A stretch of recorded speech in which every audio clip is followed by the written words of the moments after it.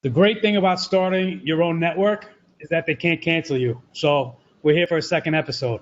Off the Record begins now.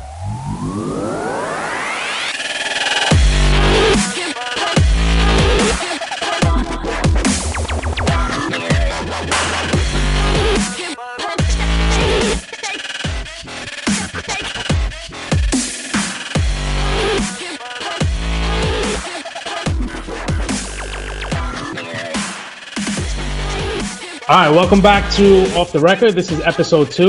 I want to thank everybody that tuned in. Hope you enjoyed the first episode that we just put out the other day. Our normal release time is going to be scheduled for Wednesday, but as I was mentioning, we're in the preseason ourselves, so bear with us as we go through some hiccups. NFL preseason itself has gotten off to a horrible start. Hall of Fame game, couldn't even get off the ground. Literally, with the paint on the field, could not fix the ground, and they couldn't get it off the ground. No pun intended. But anyway, we're going to try to keep things shorter this week. I'm going to roll through this intro, get to the panel a lot faster. Got another great, phenomenal list of guests this week joining us. We've got members of RotoViz and Inside the Pylon. We're going to get to them in a little bit. I want to also remind you, as I did last week, I know it's getting late in the game, but don't forget to check out Revo Labels. You can save 10% on your draft kits, and like I said, it's draft season now, so time's running out, but you still have a chance to save your draft and make sure you get the best possible draft kit you can for your home leagues. And also, last thing, make sure you continue to show your support. We appreciate everybody that's been subscribing, commenting, liking these videos, but we need you to continue, so please do, and we'll try to continue putting out a good product that you guys can be proud of. So with that being said, I'm going to go ahead and kick it over to the Lord, Mr. Beddict. I don't know if you guys realize how much I have to put up with this guy behind the scenes, but to compensate or try to help compensate some of that, I'm claiming him on my taxes this year. Tehol, how has your week gone, and what is currently on your mind? I shudder to turn this over to you now, but what is currently on your mind? I thought you were going to cut down on the intro. I almost fell asleep there. That was about 20 minutes there. Anyway, a lot on my mind this week. A lot of it has to do with the Bay Area, the fallen Warriors that were once the San Francisco 49ers. They were mighty for a couple years, a worthy adversary of the Seattle Seahawks. Now they become a national joke, maybe an international joke. How could you choose Jim Harbaugh? How could you choose the GM there over Jim Harbaugh? Look what's happened to the team. He's gone to Michigan. He's a legend. He's built the greatest college team already in a year. They're being picked to make the playoffs a year later. This is insane. The guy's obviously a legend. The Niners have crumbled. Colin Kaepernick went from doing covers of ESPN naked to doing Beats by Dre commercials to going to the Super Bowl in his first year starting to now he can't even beat out one of the biggest busts of all time, Blaine Gabbert at quarterback in Chip Kelly's offense, which was made for a running quarterback to excel in. He can't even get on the field. He's going to lose. This is a joke. I can't take it. I also wanted to shout out Rob Ninkovich, tore his tricep, and to me, he's the most overrated football player in NFL history. Patriot fan make me sick. He's terrible, but he's only going to miss a couple of weeks, so that's cool. And that's all I have to say for this week. Thank you. I'm completely confused because you sworn by the Seahawks for years. Last year, you jumped on the Bills bandwagon when you fell in love with Tyrod Taylor. Then a week later, you became part of Patriots Nation, and now you're distant Patriots Nation, one of their leaders at least. And now you're professing your love as a longtime 49er fan. Is this all accurate and correct? No, I'm not a fan of the 49ers. I despise the 49ers. But Jim Harbaugh is an absolute legend. How can you let this guy go? Look what's happened immediately after he's gone. Look what he's doing at Michigan. Look what he did at Stanford. Look what he did at University of San Diego. I lived there when he was the coach there. He's a legend. Let's get to some injuries. You mentioned Rob Ninkovich. Last week we had Josh Moore talking about Eric Ebron. We got him mentioned, and then immediately after we recorded the show over the weekend, news of his Achilles popped up. So let's start right off the bat with Dr. Parekh, fantasy doctor. Yeah, so, hey, Tehol just brought up Ninkovich, so let's just talk about him real fast. It's late breaking news today. He actually tore his triceps. If you look at the back of your muscle here, your back of your arm, the triceps goes from your shoulder down to your elbow. Great news for Pats fans is that he did not tear his tendon. He tore the muscle belly. So he's going to be out for a few weeks, but then should be back probably mid-September, and you'll see him pretty good. But you talk about Eric Ebron. Lions Nation was in horror this weekend because the dreaded Achilles tear was being floated around. He was crumbled on the ground. They had to cart him off, and everybody was thinking that on social media that this was an Achilles tear. Well, Monday we see him back on the practice field, not practicing, but walking without a boot. Turns out he has an ankle sprain. He's week to week, should not miss a beat, and he should be fine. We may not see him in the first 2 preseason games, but I imagine you're going to see him later on. No big deal. So with Ebron, you are not concerned with this injury. This is a routine, minor, little setback from what you. It sounds like this had nothing to do with his Achilles at all. He may have had the joint. They call it an ankle sprain, but it might be that the joint actually partly popped out, gave him this really excruciating amount of pain, wasn't able to get up, was in a cart. But because typically with an ankle sprain, you don't see that. So he may have had it partly come out, and he'll be fine. This is not going to be something that's going to hold him back this season. All right, good to know.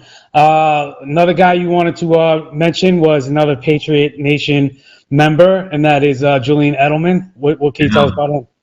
So Julian Edelman had the dreaded Jones fracture last November, had first surgery in November, was out 7 games, played in the playoffs, knowing that he was likely to have a second surgery. In the offseason, had a second surgery, and he came off the PUP list yesterday, was out on the field doing a one-on-one drill today, and he slammed his helmet back on the floor, was pulled out, and everybody thought, wow, did he maybe fracture his Jones fracture again? And I'll tell you, that's really rare to do, especially if you've given it time to heal, which the second surgery gave him time to heal. So it turns out that this may be nothing more than just scar tissue bothering him. He had some numbness, some pain. Again, same thing just like for Ebron. I think you're definitely going to see him this week in the preseason game, but maybe next week. I don't think this is going to be an issue. Okay. And then finally, another ITP guy. We started with the defensive player, Ninkovich. We're going to go back to a guy I got to talk to at the Senior Bowl this past year, Reggie Ragland. High hopes for this guy, Alabama linebacker. What's going on with him? Yeah, this is a little bit more in the gray zone. So the initial reports were that he didn't have a bad knee injury. An MRI showed a partial ACL tear, and he's going to get a second opinion. The problem is he's got too much swelling in the knee to get a good MRI the second time around. So here's the nuts and bolts of it. If on the exam and in the second MRI, if the ACL looks partially torn but the exam is stable, they're probably going to maybe do some PRP injections, some stem cell injections, and you'll see him back on the field within 3 to 4 weeks. If, however, there's instability in that knee or there's a larger tear than they suspect on that second MRI, he's going to have an ACL reconstruction, and he's done for the year. So we'll see how this plays out over the next few days. But by the end of this week, we should have some clear answers as to which way this is going to play out. Well, that's horrible news for Bills fans because they got an influx of 3 potential game-changing defensive players that all have injury concerns now. All right, well, one guy I know will be pleasantly excited about the Ebron news is last week's guest, Josh Moore, who's a huge Lions fan, possibly the second biggest Lions fan in the fantasy football community, is one of our guests tonight, and that is Charlie Kleinheksel, who also is a big-time Lions fan. So let me bring you in. A lot of you will know Charlie from RotoViz. I also want to bring in our other guest, Andrew Thomas Jordan, who is now writing for Inside the Pylon. Welcome, both of you, gentlemen. But I'm going to immediately ask you, now that we just heard this exciting, progress report on Ebron, what does that do for you? Did I just excite you for the rest of the night? Yeah, I'm good. I might need a minute to recover there from that. But I think I have Ebron on half of all my teams. So, my season is going to ride with him. So I just think, going into his third year, tight ends take longer to develop. Calvin Johnson is gone. He's the biggest, fastest, athletic receiver on the team. So he should be in line for everything he can handle as long as he gets on the field. So I'm glad to hear that looks like it's still going to happen. That, you know what? That is the first time I've heard that, and that he just made it make sense for me. That he is the largest, fastest, athletic guy receiving on that team now that Calvin Johnson's gone. So I was already big on Ebron to begin with, but you just elevated my belief in him to another level, being able to visualize that now. Andrew, do you have any reaction to this Ebron revelation that the doctor laid on us? I mean, I'm happy because, as a football fan, I never want to see guys, performing at less than 100%. But right now, no Ebron ownership on my end of the screen here. And after hearing that he's the biggest, most athletic guy, that's definitely going to change. That was just something I hadn't thought of. Yeah, exactly. When you said that, it just a light bulb went off. Now, Teabag up there, I know you like big athletic guys. Is Ebron one of them? Yeah, love men of that stature. I've been a fan of his, but I mean, if he doesn't break out this season, I mean, Detroit fans are going to remember this as passing on Odell Beckham. I mean, they're still going to feel like that no matter what, because there's no way Ebron's going to be that good ever, I don't think. But can he be an upper echelon receiving tight end? I would certainly hope so. What I'm confused about, and I don't know if the doctor said this, I was making some Snapchats, but how come he was like, it was like the Achilles was torn, and then like it's not. I got an email from Fantasy Pro saying to take him off of my off my list because he's out for the season. Then the next day he's fine. I don't understand it. Whatever, he should. If he doesn't have a big season this year, totally done with him. Andy, let me weigh in on that because there was a lot of confusion on this. I think what happened was he crumped down on the floor. They had to get him on the cart, and he was pointing to the back of his ankle. So the initial theory was, hey, this is a big deal Achilles injury, and given the fact that he couldn't even walk on it, everybody assumed it was a tear. The great news for him and for Lions fans is that it turned out just to be an ankle sprain. And this is what I was talking about, where a regular ankle sprain doesn't cause somebody to not be able to walk unless it's a really bad one.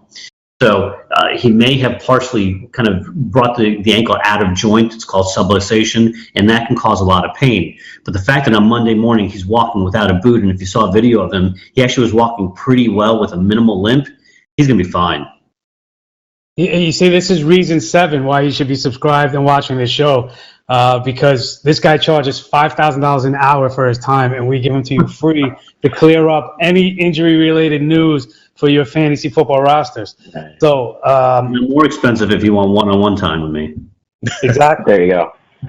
So I'm going to keep it with the Lions receivers as we progress into some of the players that our panel happens to love this week. And I know Mr. Jordan has Marvin Jones, new Lions receiver, brought in to help relieve some of the sting left by the Calvin Johnson retirement news. So why exactly do you love Marvin Jones? Now, I can't personally say I disagree with you. I don't know if I'd love him. I'd say like him a lot. But why are you all over him this year?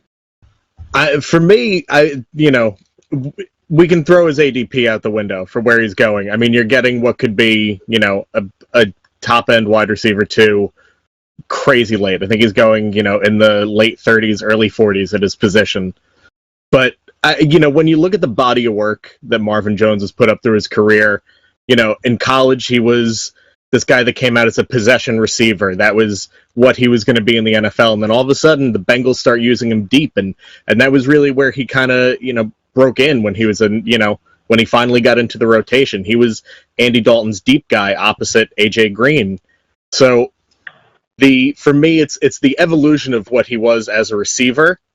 And I mean, when you look at the 2013 year that everyone points to, the 10 touchdown, 50 receptions, 700 yards, and you can even compare that to this past year where he was still heavily in rotation with Sanu, and he went 800 plus 60 something, I want to say like 65, 66 receptions. The touchdown numbers were a little down, but those are kind of fluky. We've kind of proven that, consistency on touchdowns is it's still a little bit to be messed with. So we're seeing a guy that can step in and do something that no one else on that team can do. He can step in. He's not taking the same routes Golden Tate is going to be taking. Anquan Bolden's not going to be running the same things over the middle of the field that Jones is going to be. I just don't see that many packages where they can afford to not have him on the field. I mean, he is an absolute steal for me. He's going on every dynasty squad. I'm grabbing him in every redraft league. I'm betting really hard on him. Wow, every dynasty squad. I felt that way about him. For me, that's like 3 leagues, I should say. Only in 3 dynasty. Sounds like I'm like one of those 20 team guys. It's just 3 because I can't handle that madness. Okay. Well, Beddict, Marvin Jones being a West Coast guy coming out of Cal, what's your take on him? Are you along this love train that Mr. Jordan's driving? I am, man. I've always been a big Marvin Jones fan. I've always been a big Detroit Lions fan ever since Spider 2Y Banana put me on the game and showed me what they're all about over there in Detroit Rock City when he punked the punter on Twitter. What's his name? Sam something. I don't even know. Martin. Put this punter in his place on Twitter like I've never seen before. And ever since then, I've been a diehard Lions fan. And I am also a big-time Marvin Jones fan from his Cincinnati days. And I'm just a little concerned with the injuries. He's always been a little banged up here and there, nagging, whatever. Last season, he was pretty healthy, but didn't quite explode like he kind of was doing the year before in the limited time. So I'm a little concerned there, but I think the targets are there. I'm not going to keep rambling, but yes, I agree with my friend Andrew. Yeah, I think Andrew and I, besides being twins, are probably both on Detroit for the same reason, which is there's a ton of opportunity there, right? With Calvin gone, and they certainly paying Marvin Jones to get a lot of that opportunity. He's a different player than Golden Tate, and I think Andrew explained that better than I could. So there's definitely room for him, and there's definitely targets to go around. I'm not exactly sure why they brought in 47 wide receivers like Jeremy Curley and Andre Caldwell and all those guys, but it's definitely going to be Jones and Tate and Ebron, I think, on the field all the time. And so, if you like Marvin, I like Ebron. We'll see. But there's definitely room for both of them to have good years. I love how all the guests that come on this show just take all the shots they can at Jets players. Jeremy Curley, for those of you unfamiliar with Jeremy Curley, was a very productive and resourceful New York Jet for an extended period of time, which kind of shows you how poor the team was for an extended period of time. But nonetheless, we are Jeremy Curley fans in New York. So, moving on, I'm going to stick with you, Charles, and ask you, your favorite player is somebody you actually are in love with this year. I don't know, how many notes you're sending him, but he changed teams. He now finds himself in Houston with the Texans. I'm quite surprised at the fact that his ADP has not been touched or affected at all based on his, seasons in Miami. I think a lot of people, you could probably figure out I'm talking about Lamar Miller at this point, but I think that a lot of people are just buying into the fact that there's really not much else. There's a steep drop-off at running back, it seems, with people that you feel comfortable and confident in. So I'm just curious why he is still somewhat of a question mark going where he's going. Why are you so intrigued by him? Why are you so excited about him? Why do you want him so bad on your teams this year? Yeah, well, he's not suspended. So there's a big mark in his favor already.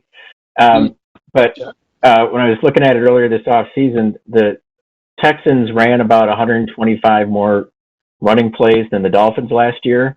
So that's like 2 full games of rushing attempts, more than were available in Miami.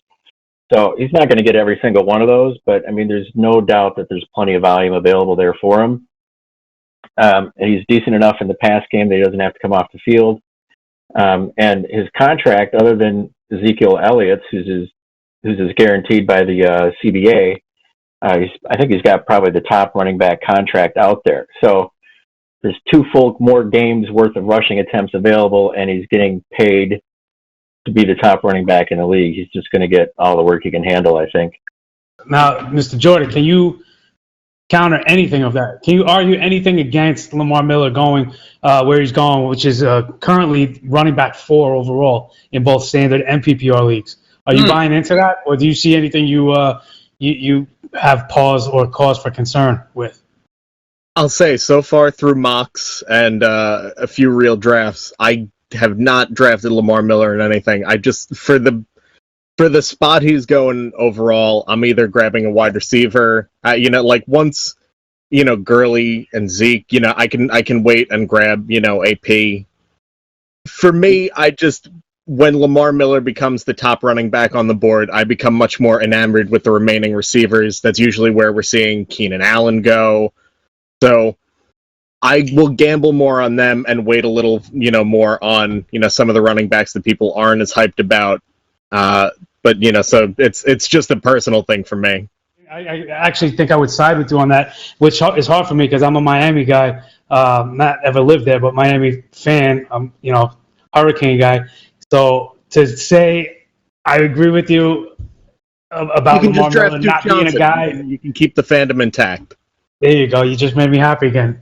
Beddict, are you going with Charles's love affair? I was blasted by my Uncle Dave. He writes for some college website. He asked me to write for his website, Dave Lackford. I want to shout him out on here because he begged me in DMs to write for his website, but he loves blasting me on Twitter. But yeah, they were blasting me yesterday for having Lamar Miller ranked a little lower than most people have him. I think I had him a little too low. I had him down at like 13, but I think I bumped him up back to like 9, 10. I still have him in the top 10, but to me, he's kind of like, that Teenage Mutant Ninja Turtles remake. It's like I was so excited. Like, I loved the movies when I was a kid. Then they make the remake, and it's like, that was a waste of time. That was weak. And that's what I feel like. I don't want to get stuck with Lamar Miller as my number 1 running back. Yes, it's tempting. It's exciting. But is it really going to all go according to plan? Is this Texans thing really going to work out? I'm not sold yet. Lamar Miller was underused and not used correctly in Miami. But maybe maybe there's a reason for that. Maybe he's not that good. I'm not sure. I just don't want to be the one to take that risk. Of all the movies that have been remade and have been bombs, that is the one you refer to, Teenage Mutant Ninja Turtles. I saw it. I didn't even see the second one with Casey Jones, man. All right. Well, Charles, have we changed anything to dissuade you from still feeling that way about Lamar? Yeah, well, Andrew brings up a good point about, draft strategy and ADP, where players are going in drafts and the value, at another position. So that's a very good argument. I would totally get on board with that. If you wanted to go wide receiver instead of running back there, that makes total sense. But if we're just looking straight up at the running backs without considering wide receivers, I'm sticking with him. Everybody's got some kind of question, but he's healthy. He's got the contract. Should be the opportunity there. And he's not suspended. He's not suspended, right? So I'll stick on my spot for now. I don't know that I'd feel comfortable taking him, which seems to be the majority sentiment here. But I will say, if you get to the point at the end of the first round, beginning of the second round, and the other 3 big running backs are off the board, if you want to feel at least somewhat comfortable having at least one running back you feel like you can rely on week to week, I think I would agree that you kind of have to take him at that point. I don't know how comfortable I'd feel with it, but maybe by week 3, 4, or 5, I'd be loving that fact. So I'm going to give you a chance to make an argument against somebody now, and that was Isaiah Crowell, who you were pretty down on this year. You got Terrell Watson threatening to take his face as an early downs rusher. You got Duke Johnson, as Andrew mentioned, threatening to take third down work from him, even steal some carries. So tell me why exactly, other than what I just mentioned, why Crowell is somebody you're really trying to avoid this year. Yeah, those are the main reasons. It just doesn't seem to have a safe workload. I mean, Duke Johnson's obviously better in the passing game. There's a new coach who brought Terrell Watson with him. and didn't have anything to do with getting Crowell on the team. So there's that factor too. There's, I don't like usually doing the narrative thing, but the whole thing with the Instagram posts and the police department, and he's done a really good job, making amends for that. So I don't want to hold it against him, but it also probably used up all his brownie points, and so he's on really thin ice, I think, in terms of behavior. So he's got the behavior, he's got no room for error there, and he's got no room for error on the field.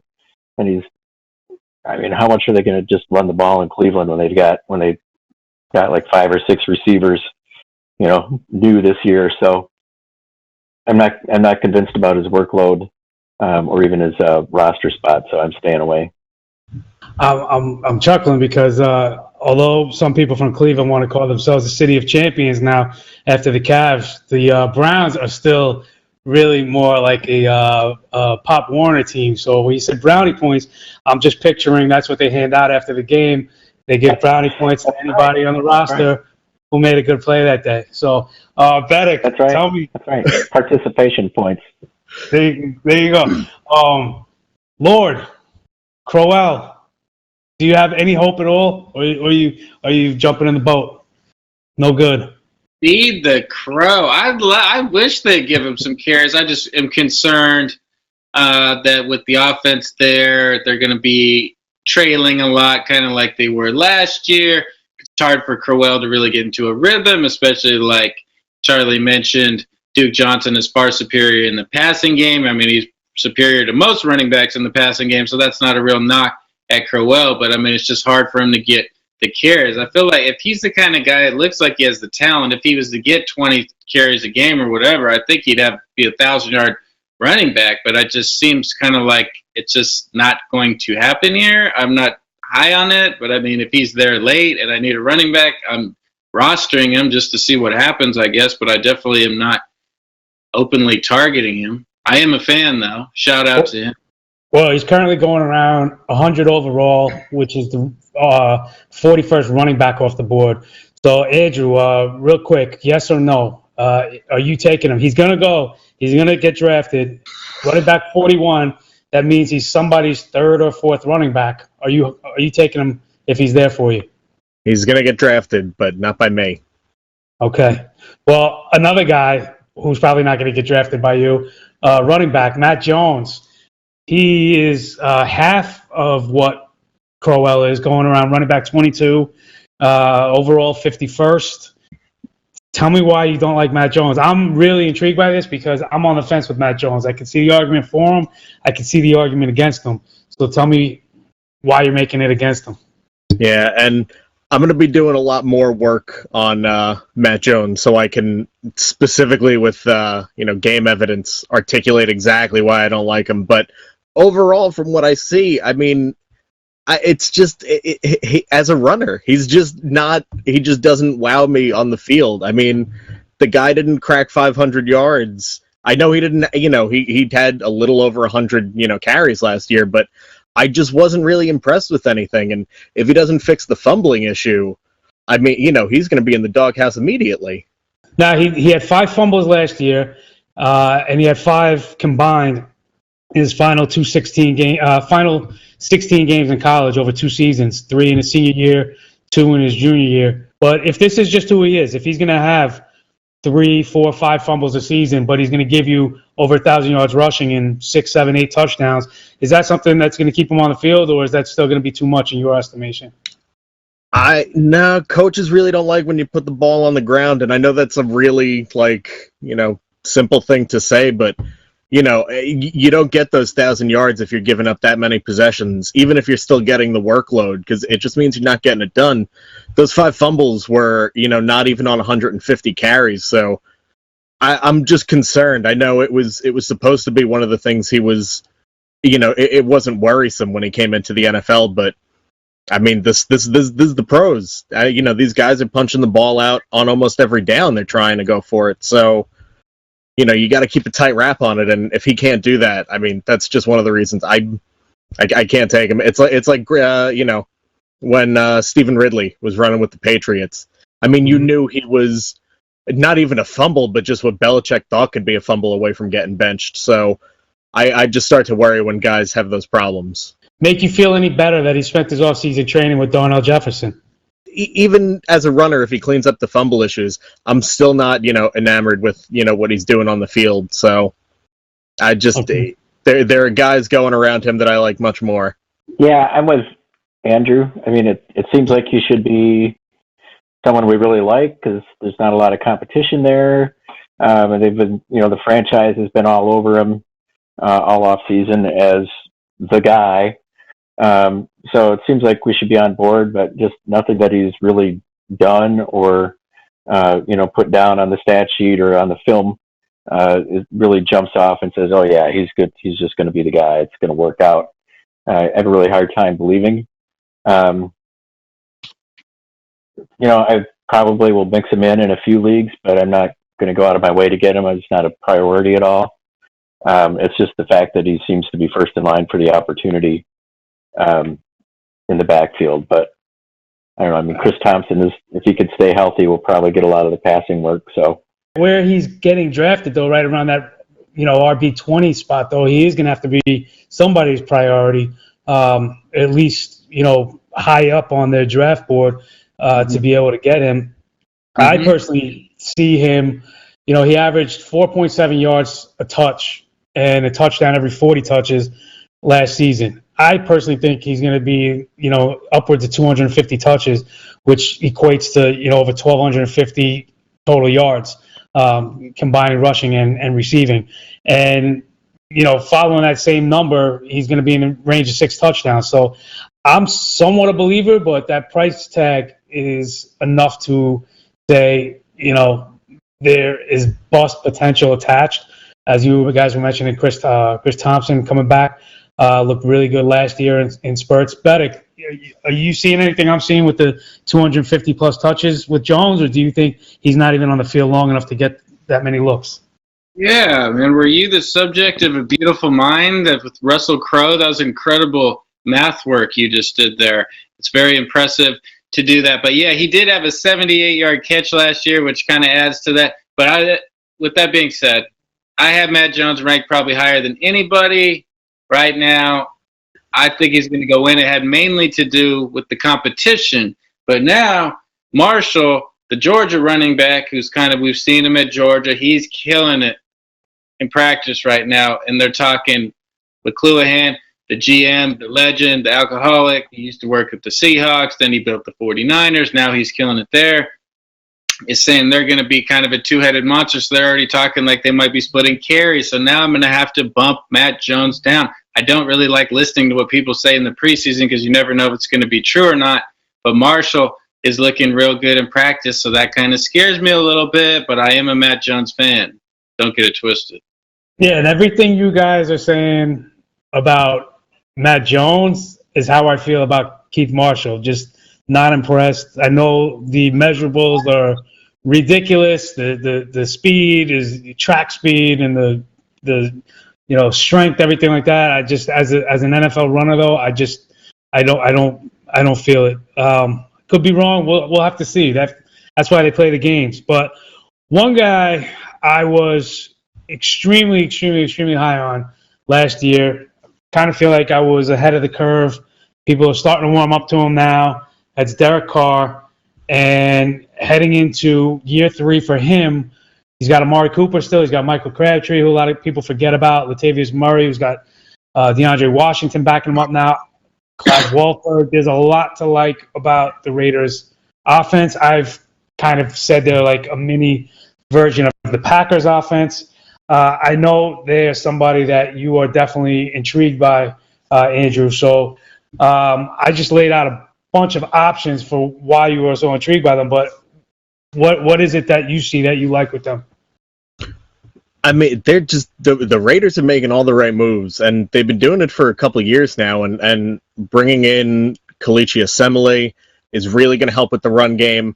I think, we heard a lot of talk about Latavius Murray this offseason, but I don't see his workload necessarily decreasing, and he's getting, an exceptional run blocker added to that line there. You mix in the fact that Amari Cooper's rookie season saw him go for 1,000 plus on like just over 70 receptions. Crabtree looked. We saw the Crabtree, of Colin Kaepernick's, kind of debut, kind of breakout season. So, we saw that guy back in Oakland, and he was just under 1,000. I know he passed 900 yards last year.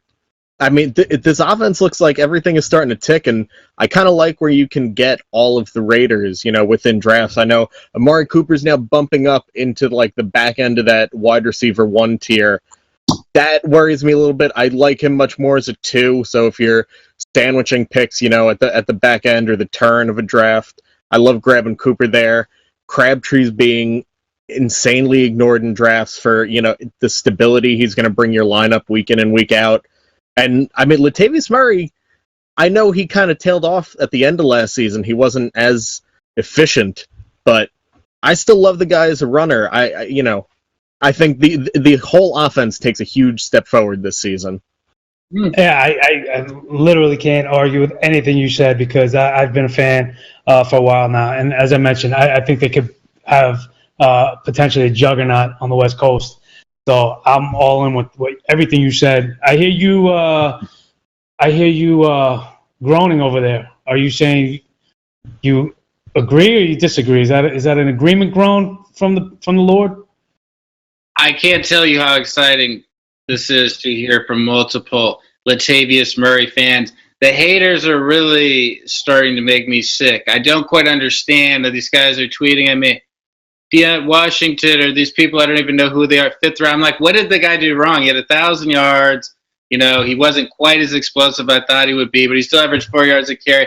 Didn't have quite the season I was hoping for, but he still kind of ended up kind of where I thought he would end up, which was higher than most people did.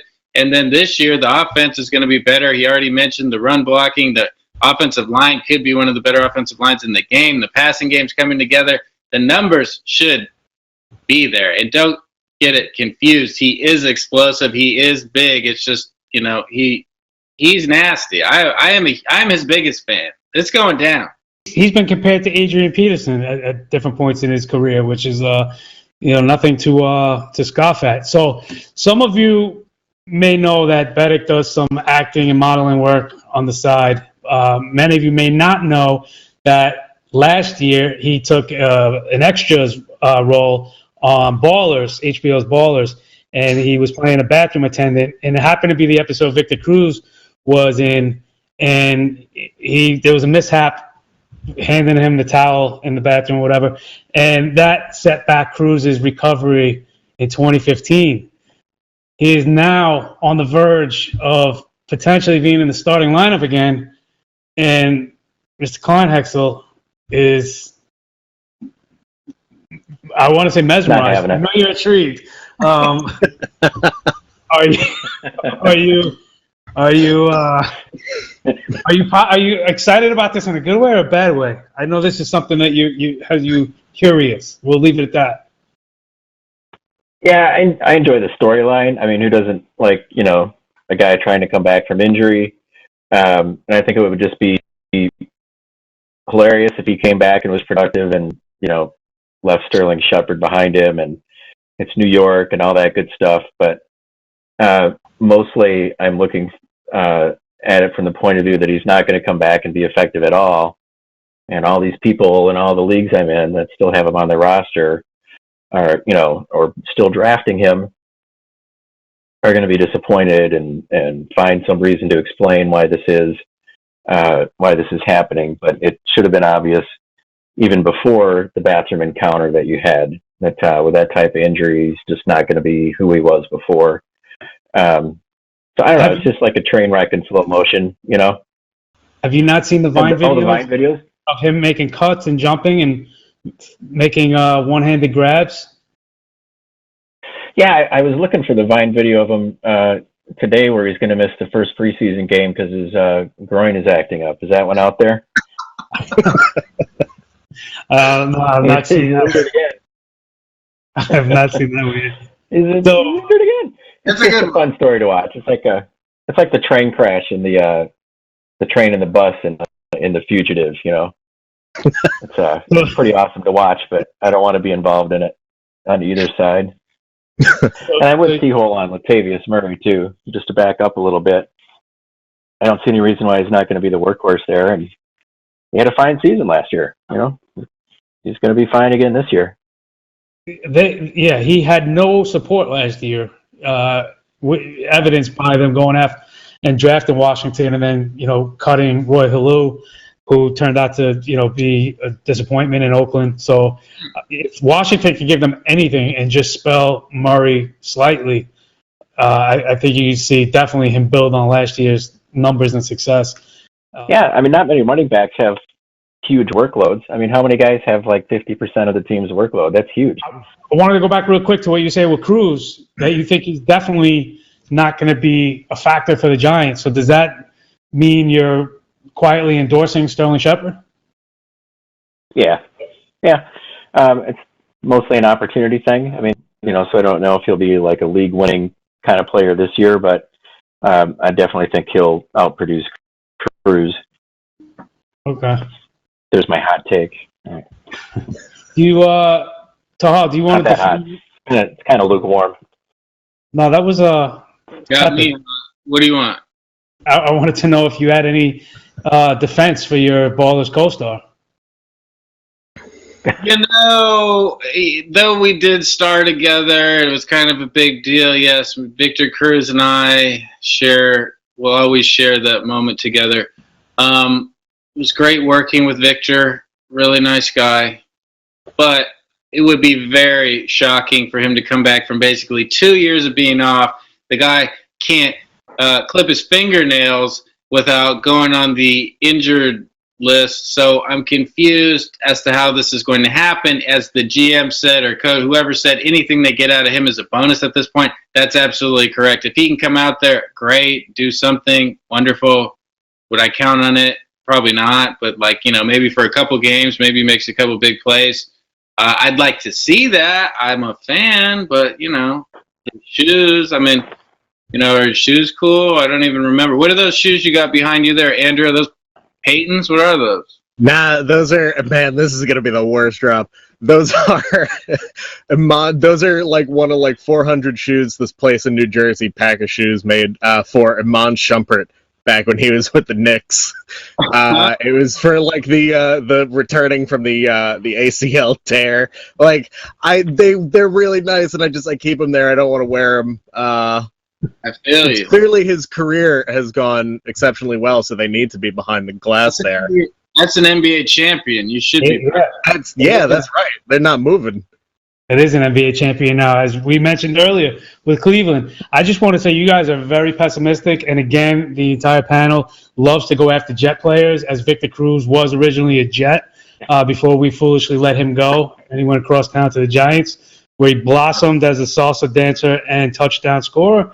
Let me wrap things up here. We're going to try to make these shows a little shorter, keep the time constraints a little. I got to every question, every player I wanted to ask my panel today, and this is really just to expand their thoughts and let you hear and see their process for why they do like or dislike certain players.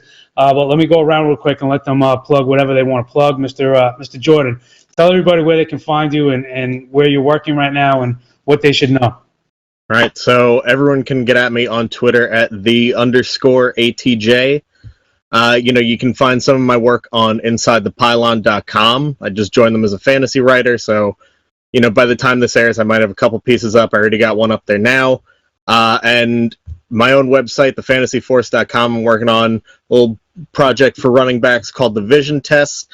I'm gonna have my first guy AP up by the time this is out, so everyone check that out. Check out the introduction piece I have for that. It's a really weird childhood story that kind of ties into this, so that's all I got. The sharpshooter. That's right, Bret Hart, man. Exactly. Well, Charlie, go ahead. Can you enlighten people with what they should know? Anything you want to plug before we wrap things up? No. Just RotoViz. I do some writing there, some editing. That's mainly what I do is edit other people's work. So guys that are better than me But you'll find a lot of good content there and good apps and stuff, and that's where I spend most of my free time when I'm not outside with the kids. I'm going to let you finish and wrap things up, Lord, in a second, but I just want to make mention, friend in the industry, friend in real life, Ryan, the FF Ghost, has done this phenomenal project. He's calling the Dope Charts, and they literally are dope. If you haven't seen them, check them out. It's a cheap enough price that you should definitely pick up a copy of these. If you have an issue with the price and want a discount, let me know, and I'll nudge him, but definitely check them out. I also want to make mention that next week's guest will be Ryan McDowell from Dynasty League Football, DLF, and Richard Janvrin of Bleacher Report. So make sure you tune back in for episode 3. And Lord, why don't you take us out of here? I want to give a special shout out to Stacy Stern. I just booked her on the show as we're speaking here. She's in our, the Roger Dodge Fan Dream League we're in, the fantasy reality show. I want to shout out all those guys, Sas Castillo, Motown Mahler, the DFS King, a.k.a. The Undertaker, and then the rest of those guys, Jared, the rest of the, I forget everybody else, but mostly Stacy Stern. I love you, babe, and we're looking forward to having you. All right, there you go. This has been Off the Record. Hope you enjoyed it. We'll see you next week with episode 3. Don't forget, leave your comments, leave your likes, subscribe to the channel, follow us on Twitter, and let us know what you like, dislike, and what we can do to make this show better for you. Thanks for tuning in. We'll see you next time.